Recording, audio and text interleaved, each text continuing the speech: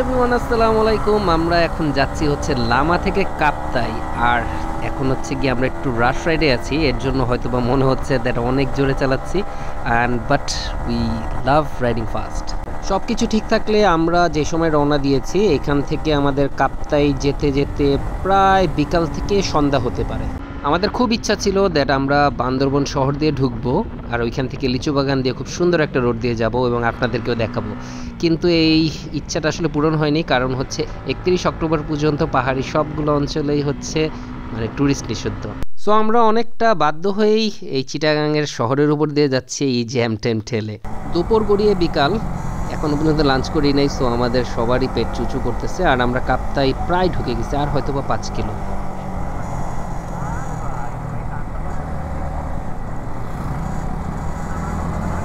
বামে বামে পার্কিং করেন, বামে।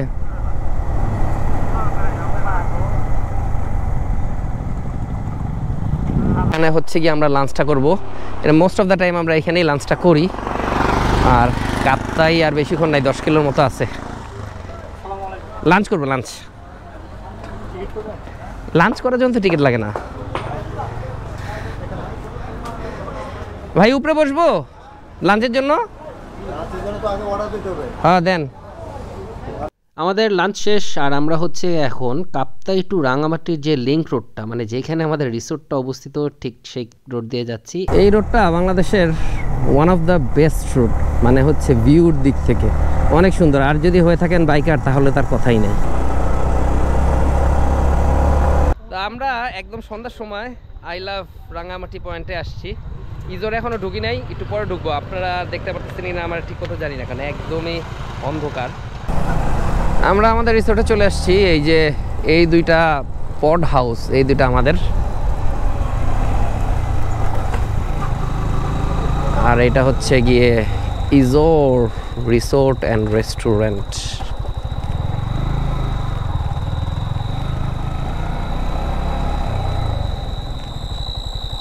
এই হচ্ছে আমাদের পড হাউস। ঢুকেই প্রথম একটা ওয়াশরুম, আর এই যে এখানে কিছু স্পেস আছে, একটা কি জানি বলে এটাকে, ড্রেসিং টেবিল। এখানে দুটা বড় বড় খাট মোটামুটি ভালো বড়। আর এখানে একটা ব্যালকনি। আগে টাকা দাও, আমার টাকা নিয়ে আইয়া অবশ্যই। No 110 right now. না ভাই ফাইনালাইজড হয়ে গেছে। কেন ভাই? কিসের ফাইনালাইজ? কেমনে হয় ফাইনালাইজ? আমি তো না বেটিং 110 না 1 2 3 তো বলেন না। 110 তো এইখানে তো আমার। আচ্ছা তুমি 110 টাকা দাও, জিতছে। আচ্ছা এখানে যে ঘটনাটা ঘটছে সেটা হচ্ছে কি, আমরা 7 জন আজকে বেটিং আমি জিতে গেছি। হ্যাঁ, আমরা 7 জন। 7 জনের ভিতরে হচ্ছে গিয়ে দুইটা রুম হচ্ছে 4 জনের, যেটা আমরা কাপ্তাই কোথায় জানি করছি, লামাতে একই ঘটনা করছে, মিনিঞ্জাতে একই ঘটনা করছে। সো একটা বেডে একজন থাকতে হবে। সো ওইটা কে? সো এর আগের বার জিতেছিল ওই যে এই লোক, 400 টাকা দিয়ে চুনা খাইছে। আর আজকে হচ্ছে 110, ওকে ছেড়ে দেওয়া হয়েছে। টাকাটা দিয়ে দাও। না না না, এই নগদ না, গত মিরিঞ্জাতে দেখেন না আপনি, সাথে টাকা উদ্ধার হইছে, তারপরে যে বেড সিলেক্ট করছে, তারপরে যেই হইছে। হ্যাঁ, তবে এখানে যেহেতু বিডিং কম, বেড আমরা সিলেক্ট করব। আপনি ঘন্টায় 110 তাড়াতাড়ি। আমি একটু ক্যামেরাটা ওপেন করি, আমার তো ক্যামেরা আছে। ক্যামেরা আমিও কিনছি না। হ্যাঁ ভাই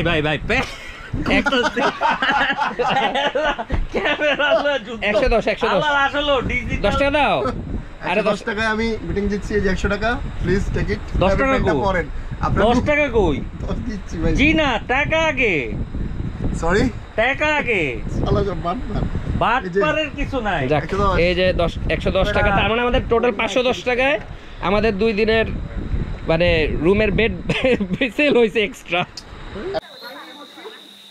আমরা শেষ পর্যন্ত বের হয়েছি সন্ধ্যার পরে। এখন হচ্ছে গিয়ে প্রায় 9টা বাজে। এখন আমাদের অবশ্য ডিনার দিয়ে দিবে, কিন্তু আমরা তারপর এখানে একটু চা খাইতে পেরেছি। সব দোকান বন্ধ, একদম পুরা নিরিবিলি। আমাদের এখানে আরো কতগুলা গেস্ট পাওয়া গেছে। এটা একটু তান্দুরুস্ত আছে। প্রেম করার সময় বেডি দরকার, আর অন্য সময় খানার সময় সিনেমা না।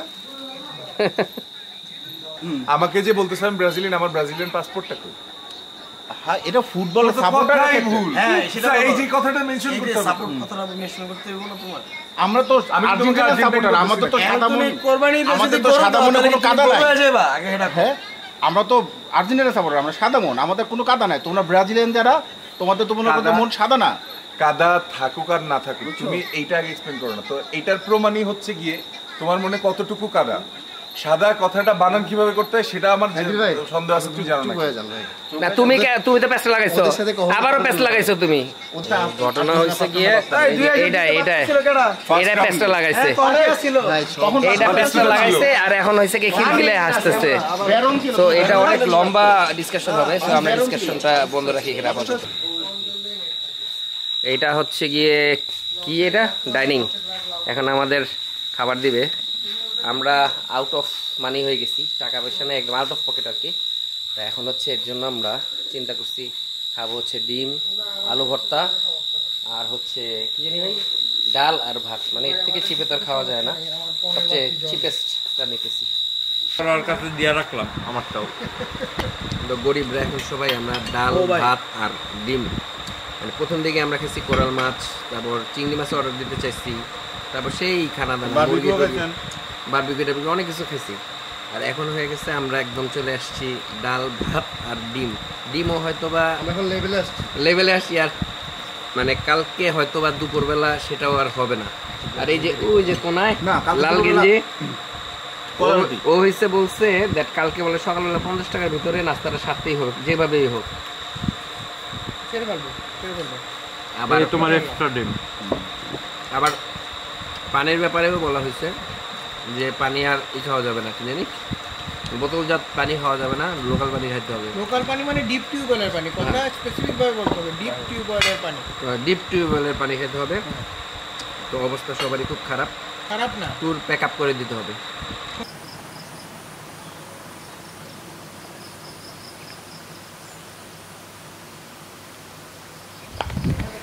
শুভ সকাল ফ্রম পট হাউস অফ কি জানি ইজোর। আচ্ছা, আমরা সকালে রাত্রে হচ্ছে অনেক টায়ার্ড ছিলাম, অনেক মানে দ্রুত ঘুমাই গেছি। কেউই মানে এই রুমে এসে এগুলো ভিডিও দেখেনি।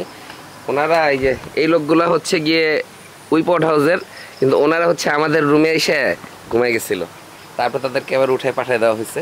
আর এখন হচ্ছে চলেন একটু আমাদের রিসোর্টটা দেখাই, আর হচ্ছে গিয়ে আবার কালকে যেখানে দেখেছিলাম অন্ধকারে যে আসছি ওই জায়গাটা একটু দেখাই।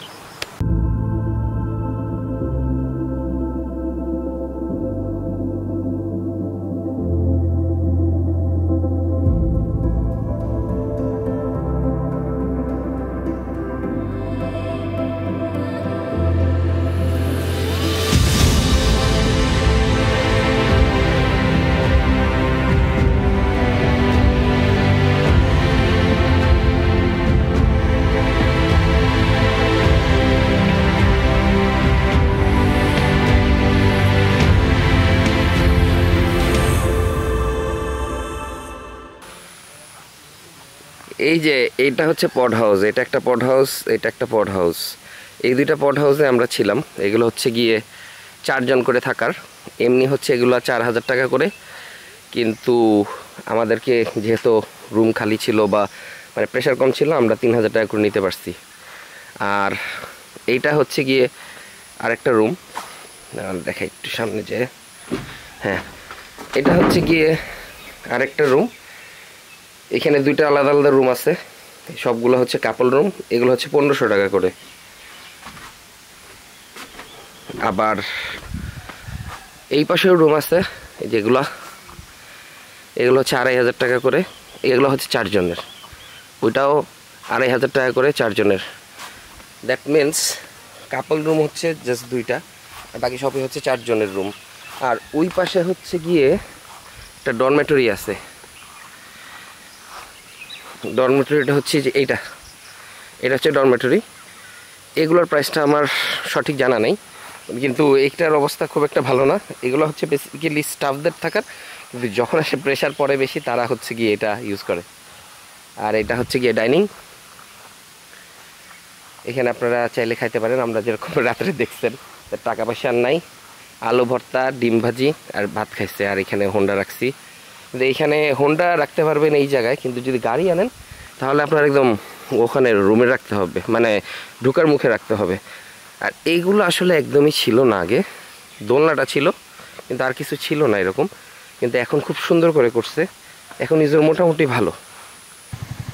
কালকে এই জায়গাটার থেকে অনেক আর কি অন্ধকার আসতেছিল, এর জন্য এখানে বলছিলাম যে দ্যাট এই জায়গাটা অনেক সুন্দর, কিন্তু দেখাতে পারি নাই, আসলে সুন্দর।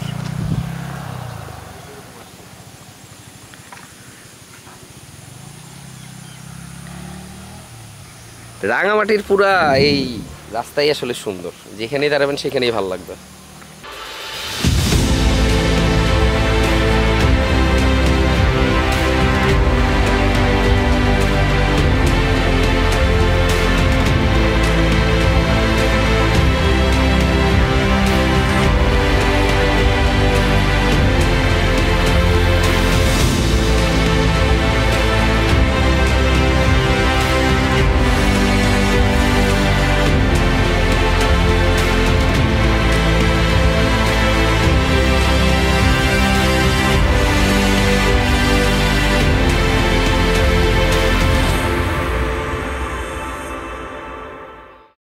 সবাই রেডি হইতেছে, আমি আর সাজিদ রেডি হয়ে গেছি আগে, কারণ হচ্ছে সাজিদ হচ্ছে কায়াকিং করবে।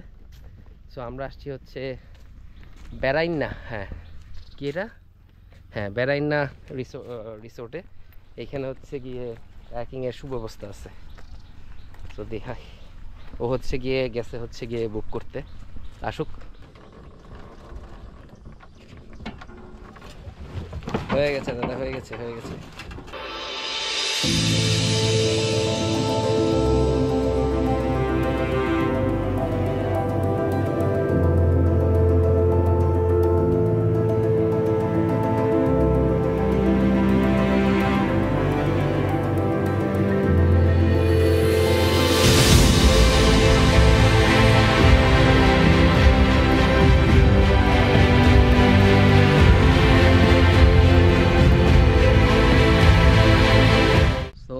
কায়াকিং ম্যান, কেমন লাগলো? আলহামদুলিল্লাহ, সুবহানাল্লাহ, অনেক জোস। কথা বলতে পারতেছে না, হাঁপাইতেছে। তা আমি যাইনি, আমি জাস্ট শুধু হচ্ছে ড্রোন ফুটেজগুলো আপনাদেরকে শেয়ার করলাম যে কেমন লাগে কায়াকিং। এখন বাজে হচ্ছে গিয়ে 9টার কাছাকাছি বা 9টার একটু বেশি। আমরা মোটামুটি গুজগাছ করে ফেলছি। আমরা হচ্ছে রাঙামাটি হয়ে তারপর হচ্ছে গিয়ে ঢাকা চলে যাব। 5টা দিন খুব দ্রুত শেষ হয়ে গেছে। 5 দিনের ছুটি হচ্ছিলাম কত কিছু, 2 দিন, একদিন টেকনাফ, একদিন কক্সবাজার, একদিন লামা, একদিন কাপ্তাই, সব শেষ। আর নতুন করে আর কিছু দেখানোর নাই। ইজোর মোটামুটি ভালো, খারাপ না, মানে দাম অনুযায়ী ভালো। কাপ্তাইতে মানে সবগুলো রিসোর্টের অনেক বেশি দাম, সেই অনুযায়ী ইজোর ভালো। আর এখন হচ্ছে চলে যাব, বিদায়ের পালা। ব্লগটা কেমন হয়েছে জানি না, কারণ হচ্ছে গ্রুপে আসলে ব্লগ ওইভাবে মানে করা যায় না, সবাই একসাথে থাকে, ওখানে মজাটাই বেশি হয়। তারপরও টুকটাক চেষ্টা করছি আর কি। সো ভালো থাকবেন, আসসালামু আলাইকুম। আমরা রাঙামাটির দিয়ে ঢুকবো এই কারণে হচ্ছে এদিক দিয়ে আসছি, আর হচ্ছে এটা হচ্ছে সেই বিখ্যাত আসাম বস্তি ব্রিজ। আর এখন হচ্ছে বর্ষার ছোঁয়া এখনও কমে নাই, এই কারণে এখানে পানি আছে, কিন্তু নর্মালি কিন্তু এইখানে একটু শুকনা হলেই তখন আর পানি থাকে না। আমার আগের কোনো একটা ব্লগে আপনারা দেখবেন যে এখানে একদম শুকনা পুরা।